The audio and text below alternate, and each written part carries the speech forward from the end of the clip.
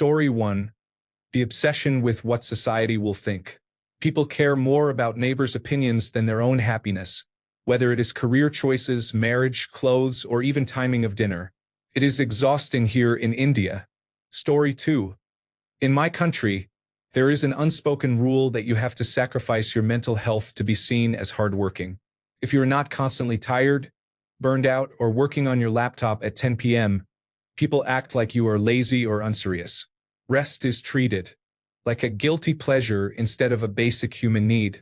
We celebrate overworking as if it is a personality trait and then wonder why everyone is quietly struggling. I would love to see a culture where productivity is not directly tied to how miserable you are. Story 3. Controlling children's love lives. Do not date. Focus on school. Do not date. Focus on university. Graduates university. Why are you not married yet? No, not this woman or man. Gets married.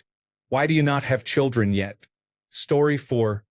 People acting like your whole worth depends on your job title or if you are married by 30. Sorry, Tita. I am not rushing into a sad marriage just for your gossip quota. Story 5. In the Philippines, I dislike how commonly the eldest child is parentified and expected to improve the economic situation of the rest of the family. There is a whole support subreddit for it called Panganay Support Group. Story 6. In Italy, there is an unspoken rule that you should not order a cappuccino after 11 a.m. It is a small thing, but I do not like how people silently judge you for wanting milk in your coffee after lunch. Story 7. Brazil is trying to gain an advantage and immediate benefits on everything at the cost of losing profit in the long term or damaging a relationship. Story 8. In Germany, there is a concept called Neidkultur, which roughly translates to jealousy culture.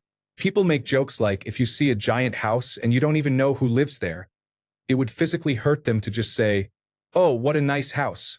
No, a true German would say, "Well, I wouldn't want to clean those windows," or, "Well, I wouldn't want to pay the electricity bills."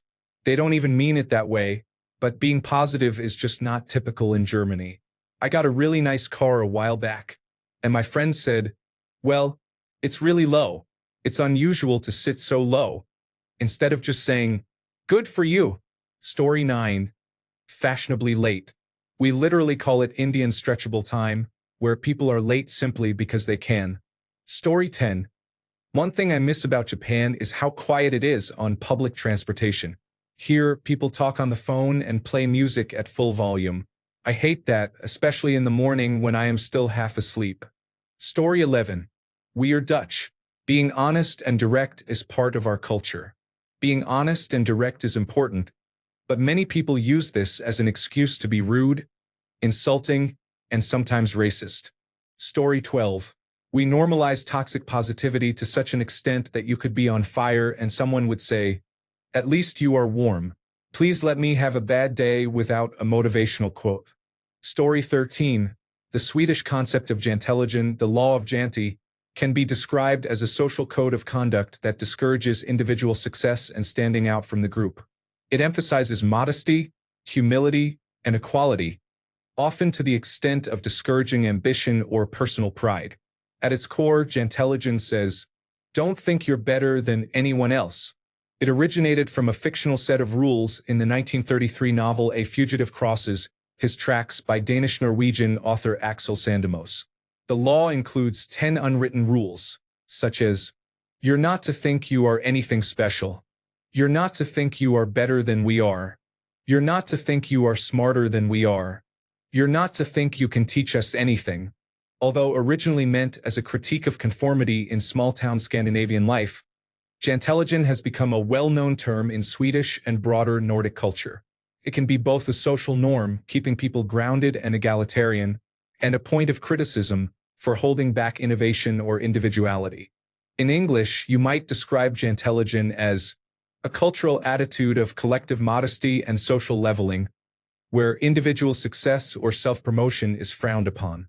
Story 14. Politicians selling themselves to a foreign nation have stronger affiliation with the other country. People are too naive to keep voting for the same individuals repeatedly. Story 15. Alcohol is treated too casually. When you visit somebody, they offer alcohol, and when you say no, they ask, "Are you sure? Not even one beer, shot, or glass of wine?"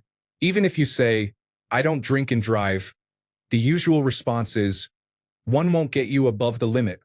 I don't remember any extended family meeting where alcohol was not offered and consumed. Story 16. I moved back to Scotland a few years ago, and I cannot believe that religious sectarianism is still a thing, especially in football. I lived in England for a long time, and I do not think anyone ever asked me what religion I was or what kind of school I went to. The irony is that most people in Scotland never go to church except for weddings and similar occasions. Story 17. Our unofficial motto is, "It will be fine." At first, this might sound chill and laid back, but this attitude affects everything, and nothing ever really gets done. We just do the bare minimum quickly and poorly. Story 18. Unhealthy obsession with political identity. People treat their preferred party like feuding sports teams. It has gotten significantly worse in the last decade. Story 19. People avoid issues, but I am very direct, which often gets me into trouble. However, I prefer when people are straightforward. Story 20. Britain has a must-not grumble attitude, which is ironic because people complain all the time. It means you cannot actually try to do anything about your many problems. Just sit around and complain without taking action. Do not try to imagine a better tomorrow or fight for it. Story 21.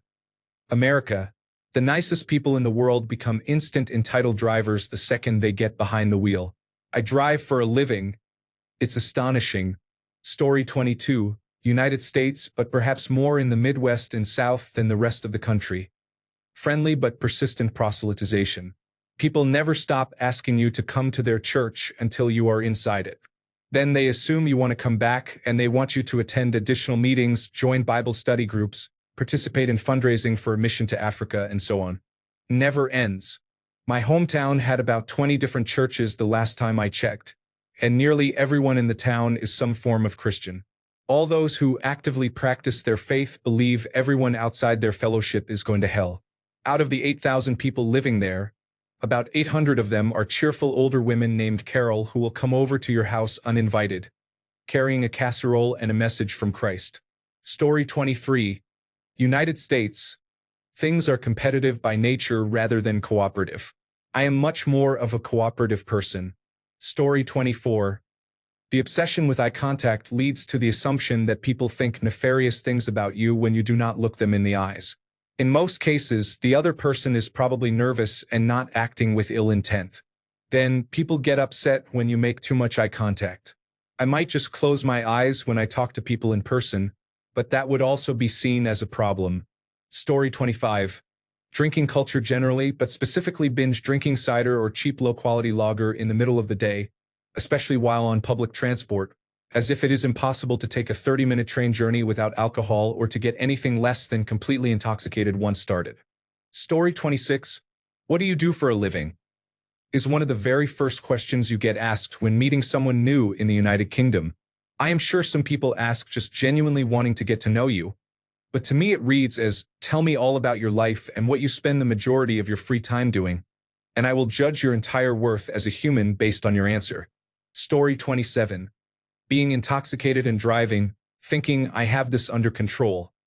Even when there are numerous examples in the media showing that you really do not have it under control. Story 28. Never be proud and tell someone what you have accomplished. Bragging is always unpleasant. Telling someone about something you have done well is not bragging unless it is repeated often and loudly. I want to be able to tell my friends I did something good without feeling like they are judging me. Story 29.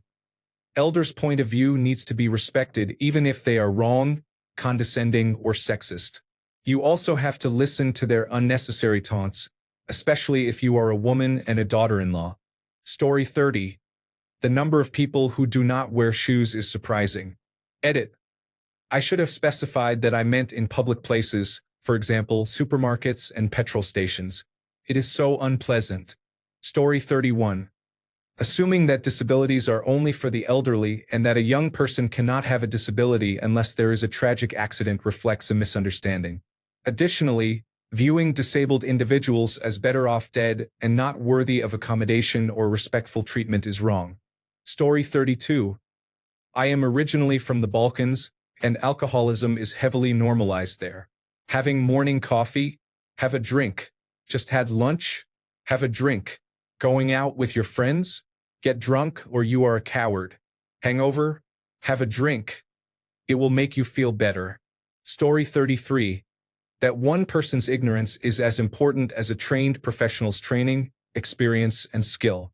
This is especially relevant to medical issues. Story 34. Being completely foolish.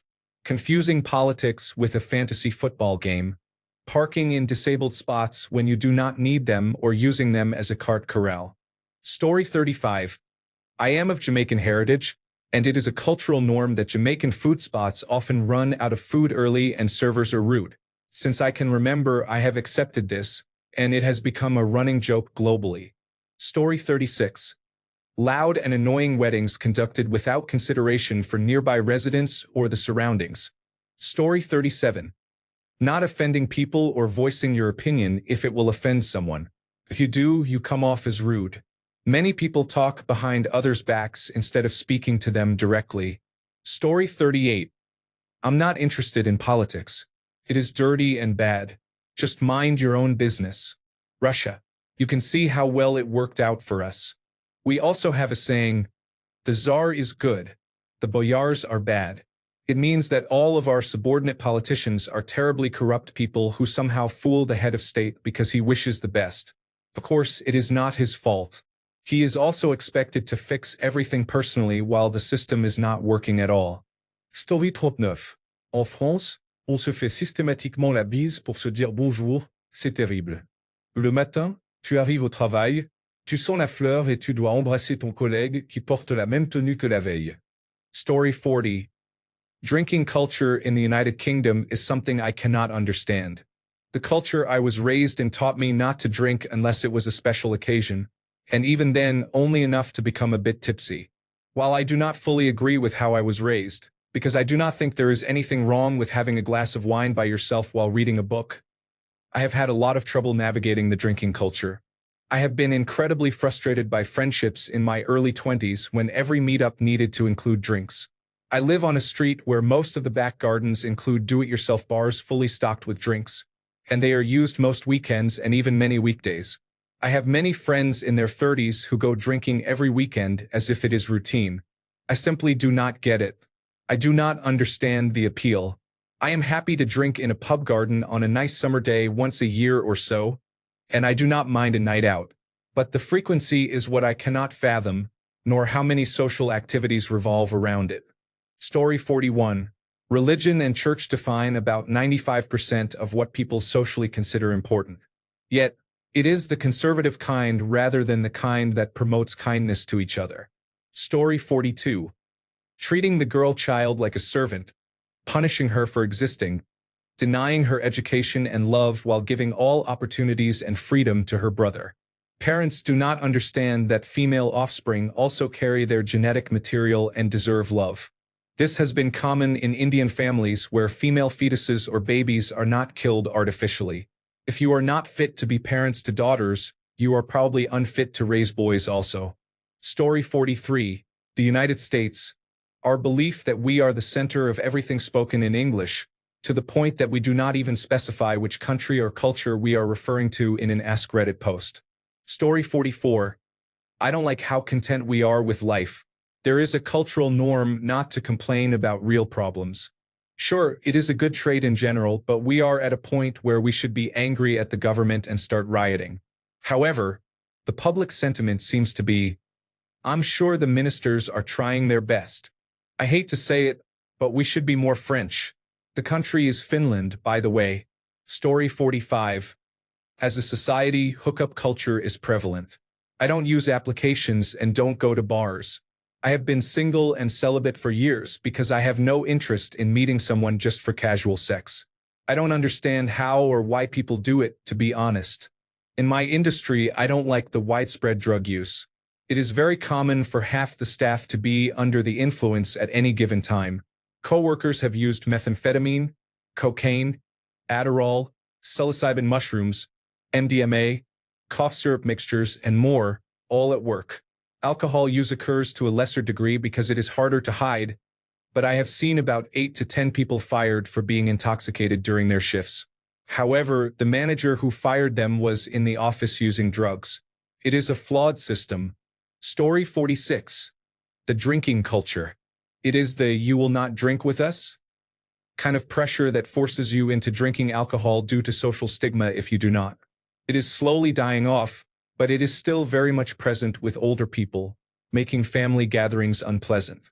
You are either going to hang out with kids all evening, or you are going to be forced to drink a whole bottle of vodka between you, your grandfather, and some uncle you do not even remember having. Story 47. American here. I deplore our monolingualism.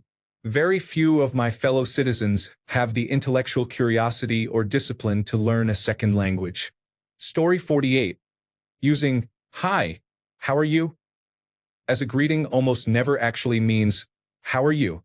Why can't it just be "Hi" and reserve "How are you" for when you genuinely want to inquire about the other person's well-being? Mass consumerism. Advertisements everywhere try to convince us we need more, newer, and better things to live a good life, treating homelessness as if it is always their fault, rather than a result of massive governmental and societal failures. Story 49. In the United States, childhood obesity is a serious concern. There are many children affected, and it is becoming more common. Childhood obesity can be considered a form of child abuse, and I strongly stand by this belief. Story 50. Specific gender roles that lead to toxic masculinity and helpless femininity. Why can't girls and women be strong and be leaders without being called derogatory names? Why can't men be thoughtful and vulnerable without being called derogatory names? Why do certain tasks have to be assigned as men's work and women's work? Story 51. Mindless consumerism. I did not notice it until I moved abroad. Now, every time I go back, it is jarring. Story 52. Toughing it out no matter what is not healthy. I suspect this mentality is a major reason why my country has historically ranked high in alcoholism, suicide, and family violence. Recently, Europe has become #1 in drug-related deaths among youth. I understand this mentality has helped our nation survive multiple crises, but even when there is no existential threat, we are expected to disregard emotions regardless of personal circumstances because that is considered normal. Although there have been some improvements, they are far from changing the cultural mindset on this issue. Additionally, my country has the highest coffee consumption per capita in the world due to widespread chronic exhaustion. Story 53. Anyone with the slightest mental health issue is immediately classified as a madman or crazy person. No one cares about helping. Story 54. Being very outgoing, and if you are not, it means you are rude, insecure, or that you think you are better than everyone else. Story 55. 1. You are not to think you are anything special. 2. You are not to think you are as good as we are. 3. You are not to think you are smarter than we are. 4. You are not to imagine yourself better than we are. 5. You are not to think you know more than we do. 6. You are not to think you are more important than we are. 7. You are not to think you are good at anything. 8. You are not to laugh at us. 9. You are not to think anyone cares about you. 10. You are not to think you can teach us anything.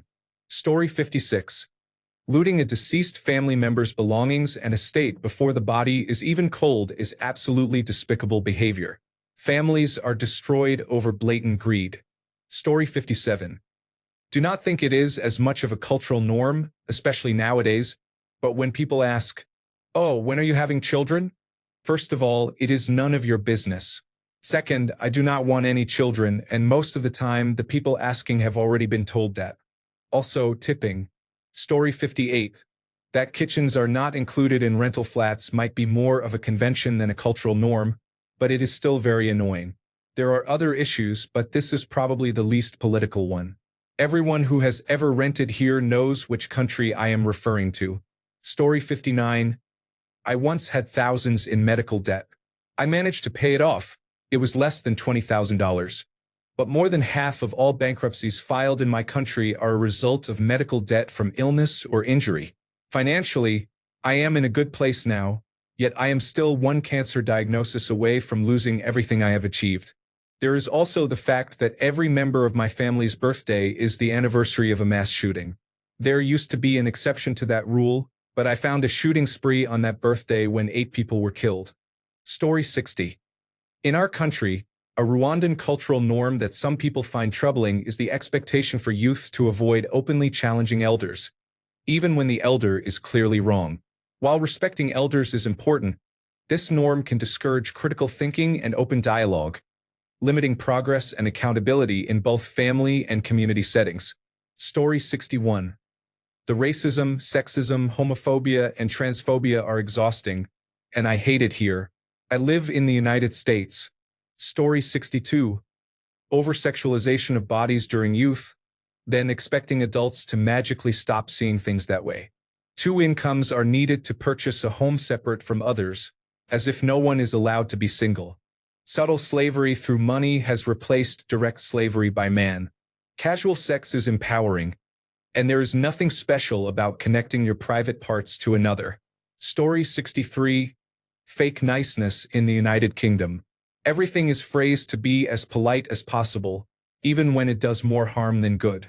I think it also creates what my dad calls porcelain fascism. That is to say, fascism or fascistic behavior which is disguised with niceties or vague language. Story 64. In Finland, you will be discouraged for trying to do or be above average in anything. Basically, ambition is considered bad. Story 65. When you greet or say goodbye to someone, you are expected to kiss them on the cheek. It does not matter how familiar you are with them or how comfortable you are getting close to them. If the group has 15 people, you are expected to kiss them all. People make small children kiss adult strangers on the cheek because that is considered polite, and I dislike it. Story 66. There is a belief in my town that women on their menstrual periods are dirty.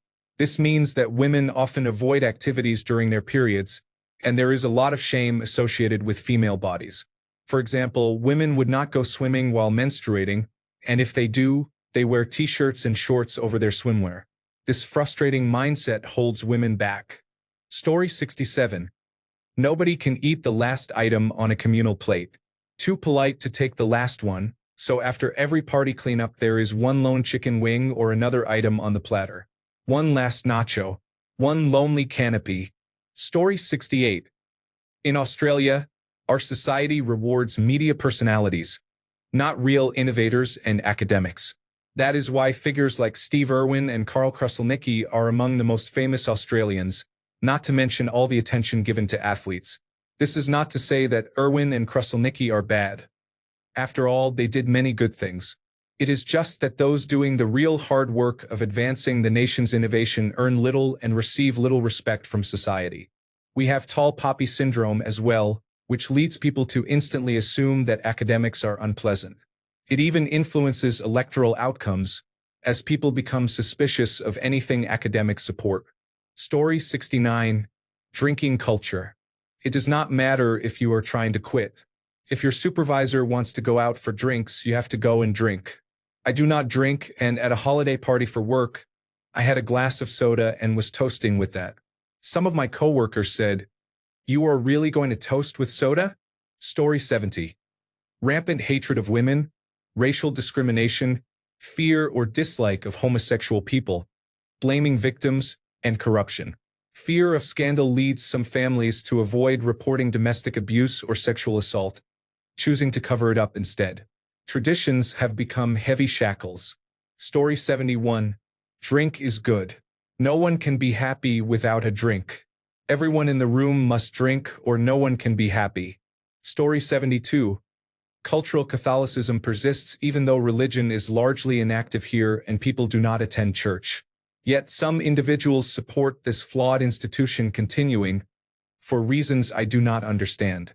People still get married in churches and have christenings, communions, and confirmations. This allows churches to exert influence over schools, many of which are denominational. Until a few years ago, children had to be baptized to attend certain schools. Religion should be separate from education. Hopefully, plans will proceed to make Holy Communion classes extracurricular or weekend activities. Most parents would avoid communions if given the choice. It is a money-making scheme, and no 8-year-old girl needs to wear a white dress with makeup and false tan, which is a recent development. We also do not need to see pictures of children's faces on balloons. I am a fan of Father Ted but tired of every comment or subreddit on the internet saying, "Down with this sort of thing," or "That's an ecumenical matter." I understand the pop culture reference but strongly dislike it. People can have their faith, I am not disagreeing with that. It is the hypocrisy of the situation that bothers me. In summary, cultural Catholicism remains in Ireland despite religion being largely obsolete. Story 73. Poland? It is actually great here. I do not know what to say. It is all just good. Perfectly average, if I might say so. Just like me. Story 74.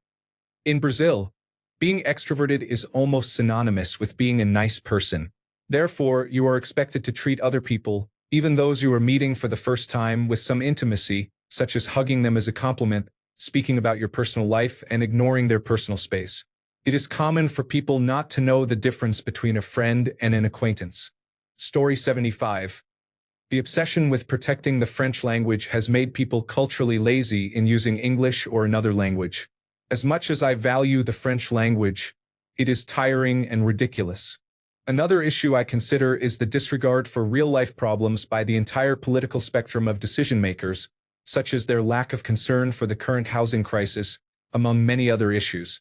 Finally, when an ordinary person is wronged, it is extremely difficult and painful to overcome all the barriers, starting with the police and ending with the judgment years later, to obtain any kind of justice in this country. You might as well want to give up in the face of every obstacle. Story 76. Going into debt to buy other people Christmas gifts. Also, giving unwanted items because you do not know what to get someone but feel obligated to give something. Story 77. Respecting older people and accepting their attitude even if they are wrong is important. There is a well-known saying in my country, "When I was your age, I wouldn't make a sound when my father came home from work," meaning I respected him so much that I remained quiet so he could have silence.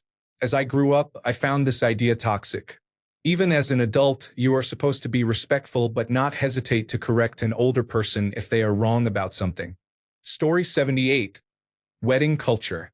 People are expected to throw expensive parties with more than 150 guests. There is also the idea of wedding debt. If you attend my wedding, I am expected to attend yours or one of your children's weddings, or send money if I am not able to attend. Story 79. A lot of people here can be very stingy and cannot even treat their friends to a coffee without asking for money back. Story 80. If you set the invitation time as 8 p.m., do not expect the first guest to arrive before 9:30 or 10 p.m. Story 81. Dislike towards Muslims. I mean, just chill, man. I had best friends as a child and have one in college. You don't need to hate everyone. Story 82. Drinking tea on every occasion. Normally, it is not something to dislike, but because of this culture, some people disrespect those who do not like tea, such as myself. I have been called derogatory names and insults for refusing tea on separate occasions. Story 83. Children are not allowed to be children. They are considered a nuisance everywhere. If they play outside, the police are called. Some restaurants ban children from entering. If they do not behave quietly and calmly in public, they are portrayed as incapable of being educated. After all, children's noise is not considered disturbing noise by law here. Guess where I live? Story 84. Gambling is widespread in most of Australia. The government and society at large are pretending it is not a problem, despite the huge industry preying on the vulnerable. Here in New South Wales, every pub has either poker machines or a number of TV screens showing sports gambling content around the clock. Story 85. Pontificating about the racial roots of a problem rather than trying to solve it. Like every United States conflict has a racial aspect, but it is not usually the actual issue at hand. We fall for it anyway. Story 86. In the Netherlands, it is customary to congratulate everyone at a birthday party. not just the person whose birthday it is. You come in, shake everyone's hand, and say congratulations to each person. Although more and more young people just walk in and say, "Congratulations, everybody." Story 87. I don't know if it's a cultural norm, but everyone here is very close-minded, always needing a logical reason behind everything they do and everything that happens. There is a belief that we should all rush through life, from school to military service to work, then housing, and finally retirement. Try to slow down in life and don't get too caught up in the crab bucket mindset. Story 88. Tipping for nearly every service. I don't mind tipping waitstaff or a hairstylist, but I don't want to tip my lawn care provider who already receives $55 for 20 minutes and the doggy daycare that is already charging $33 a day. Do not even get me started on Starbucks when I order a simple drink that requires no barista skills. Story 89. After sex, males in our society need to ask politely not to have their heads cut off and eaten.